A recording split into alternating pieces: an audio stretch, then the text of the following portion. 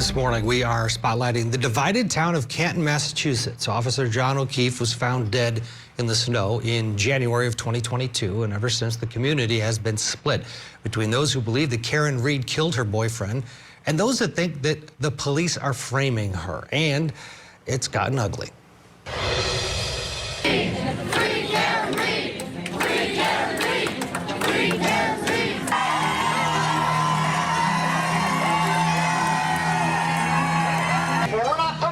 We're right here today, Jim McDermott, and we're not going to be quiet. We're here. We got it.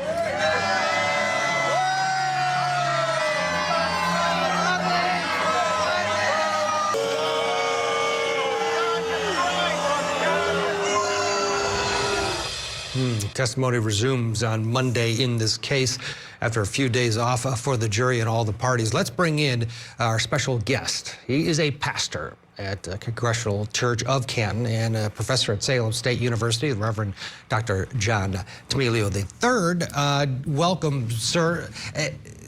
It's hard for people around the country to get their head around how a large portion of a town can have a distrust of law enforcement to the point where they are buying into what on the outside seems like a crazy sort of set of circumstances of a cover-up that it's hard to get your head around. How could you describe the town and what this case has done to the town? I know you told the Globe it was a match that started a wildfire. What do you mean by that? Well, there is a political reality in America today where we are very divided. We're divided along ideological lines, and we have seen that, I think, since 2016. And people are entrenched, right? They're very entrenched. And I think that the Karen Reed case has given people an outlet to express some of the distrust they have of various institutions within our communities, be they the police, politics, what have you. And I think this case has given them, I don't want to say it's given them a platform as if they're just, I think that people who are fighting for Karen Reed believe in her innocence and truly believe that this is a conspiracy of some kind or another. But I think that what you're seeing is a stark division. I'll give you an example. The town had a meeting not long ago to decide whether or not there would be an audit of the police department and town officials and such. And I was at that meeting and I delivered the opening prayer for it. And what I noticed as the meeting went on was just that the audience was truly divided. It was almost a 50-50 split, it seemed. And people were really angry. And it's disheartening to see it tear the community apart this way. At the end of this trial, do you think that the community will come together, or, to your point, is it just going to be what we're seeing nationwide politically, where there seems to be no end in sight, where the entrenched individuals are just that entrenched? Yeah, to some extent, it depends on how the trial turns out, right? One side's going to lose, the other side's going to win. And how they deal with that after the fact will, I think, in part determine how divided the community remains. I would like to think that Canton is a community that where people can come to. I know it is a community where people can come together. There's a lot of great people in this community. I think people's hearts are in the right place. And once this is all said and done, anything I can do to help bring about healing, I would love to do. I would love to see us be a community where people can agree to disagree and still be civil and kind to one another, as simple as that sounds. And I think that can happen, and I think it will happen eventually.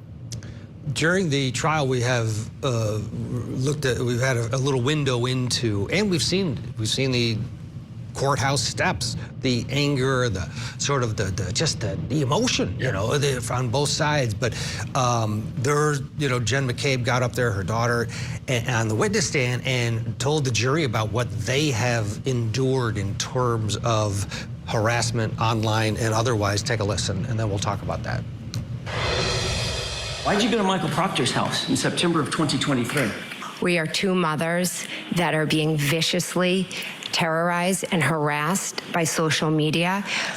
Things that were stated in this courtroom and allegations that were made have torn our lives upside down. I am a state witness that is being tortured because of lies. Because of public outrage concerning your family's involvement in the death of a police officer, correct? No, it's a social media witch hunt. As far as you and your family, what, if any, type of harassment have you received? People showing up at our house, people emailing my school,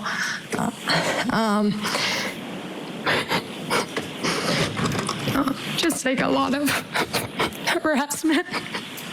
Can I have a moment, please? Sure. Reverend Tamilio, you could hear the distress in the voice of, it is a young woman. Give us a sense of how nasty it has become at times during this battle. It's never okay to harass people, ever. It's never okay. And, you know, people are innocent until proven guilty, and that's the case with Karen Reed, of course, as well as, you know, the members of the Albert family and the McCabe family. And, you know, I think that we need to let the legal system do what it does, right? We have a legal system for a reason, and I think we need to let it play out and see what happens. And people taking it on their own to harass others is never okay. That's just never okay.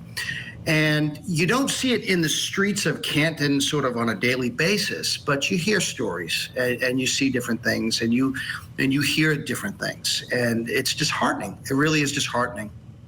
Well, it's a unique mix of emotions, because if you're being called sort of to battle, you have something that you in your heart can fight for, that this, let's say it's the Free Karen Reed folks, they're feeling that they're going to finally stand up to corruption, and they're going to, it's a good fight within their soul. The problem, it somehow brings out the bad. It's because when it gets to that next level, it's okay to stand up for what you believe in, right? It's that next step. Absolutely, yeah. Absolutely. It's that next step that's the problem. Yeah, absolutely. Yeah, I mean, that's part of our First Amendment right. You know, the freedom of speech, freedom of the press, freedom to peacefully assemble. I think that when people feel that an injustice has been done, they have every right to speak up, you know, every right. But there's a way to do it, and there's a way not to do it.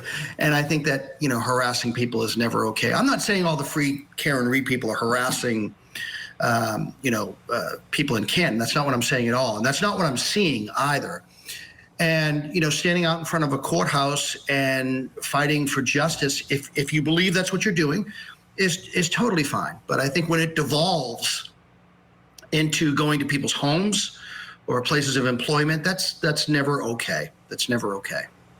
Yeah, well said. Hopefully that at the conclusion, as you said, that calmer heads will prevail, and there can be some healing regardless of the outcome of this trial that has captured not only the attention of Canton, but the country. Go ahead. It's interesting because a member of my congregation has asked if we are going to offer a service of healing. This person asked me a few months back if I'd consider doing so, and I think it's too early. It's way too early to do that. But when all is said and done, I could see people coming together, and I would have no problem facilitating that. You know, having a service where people just can come and heal and move on. Canton is about so many things. There's so many wonderful things about this community, and there's great people in this community on both sides of this issue. There are great people. And I would like to hope that our better angels will prevail when all is said and done, and I think they will. Let's hope you're right. Thank you very much for your time, Reverend Dr. John Tamilio III. Appreciate you joining us this morning. Karen Reed, they'll be back at it on Monday.